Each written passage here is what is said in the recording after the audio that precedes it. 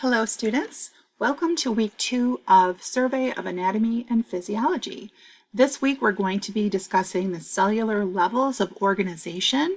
We're going to talk about different types of transport like active transport, passive transport, osmosis, diffusion, those types of things. And then we're going to be talking about the tissue level of organization.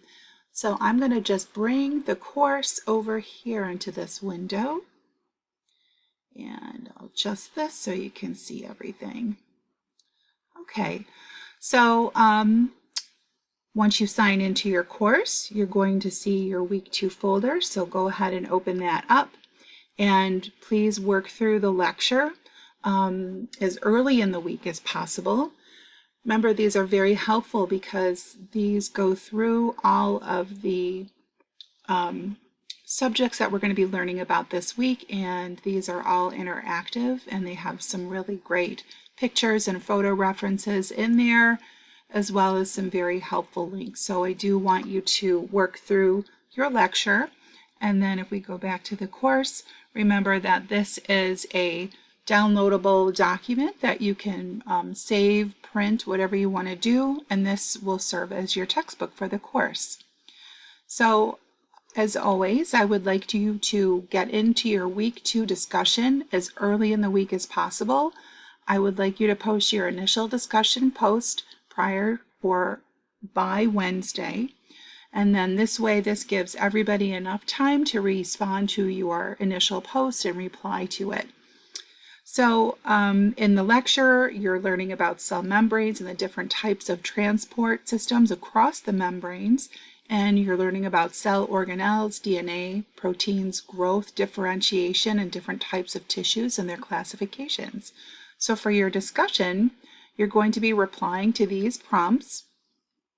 Make sure that your post is about 150 words long. Post that initial post by Wednesday at the latest, and then remember to log in 2 more times throughout the rest of the week for a total of 3 days throughout the week, and reply to 3 of your classmates. Now remember, if you reply to any of my posts, that counts as a reply. Also replying to like a Wellness Wednesday, which I like to do, and a Fun Friday post, those also count as well.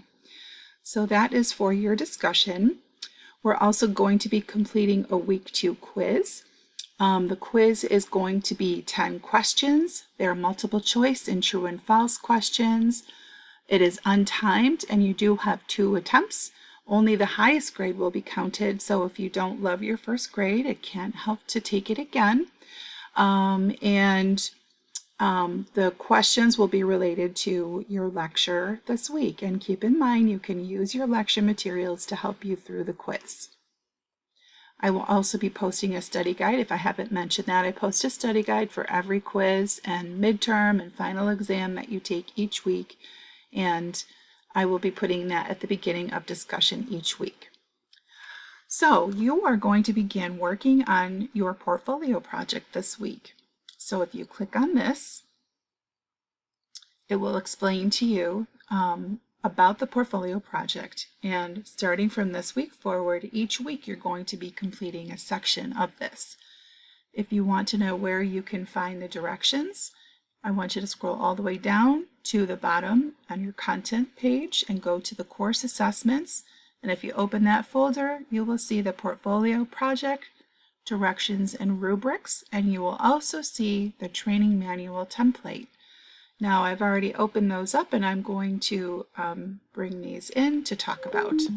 So you can see that the portfolio project is worth 15% of your overall grade, and it's going to be meeting your course outcomes and as well as your program and institutional outcomes as well. So you can read about those in the document. There's an overview of what you're going to be doing, and you're going to be reading through this scenario, and basically you're on a team and you are placed in charge of creating a training manual for a group of high school seniors who are going to be visiting the practice where you work, and you're going to need to teach them about the importance of understanding anatomy and physiology and why this is important for their field of study, and why is significant learning about human body systems and how those body systems relate to each other. So each week you're going to see and hear the deliverable descriptions.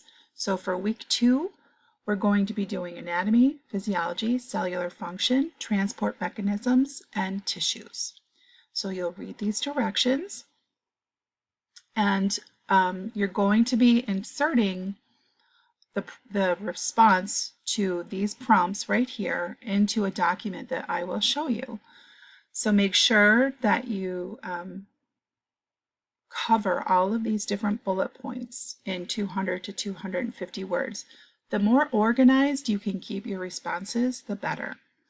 I'm also going to pull up here the training manual. So you will open up this document, and then there should be a little button that pops up that says Enable Editing.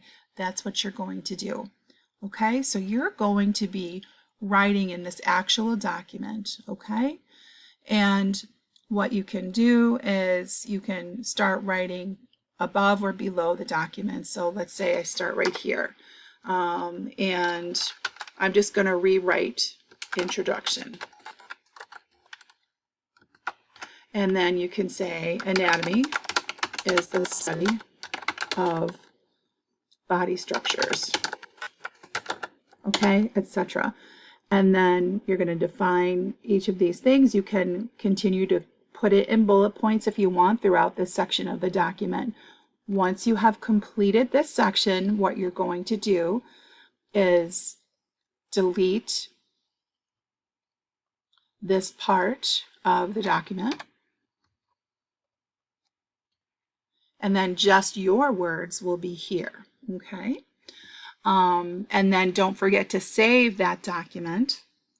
You can name it in whatever file you want to. I always like to keep a specific course file. So you can name a file for HCAS 133 and then put your document in there. And each week you're going to be working on another section. So let's go down to, well, here's week 4, for example. So you're going to follow the prompts. You're going to add in your sections, delete the instructions, and then click Save. Okay?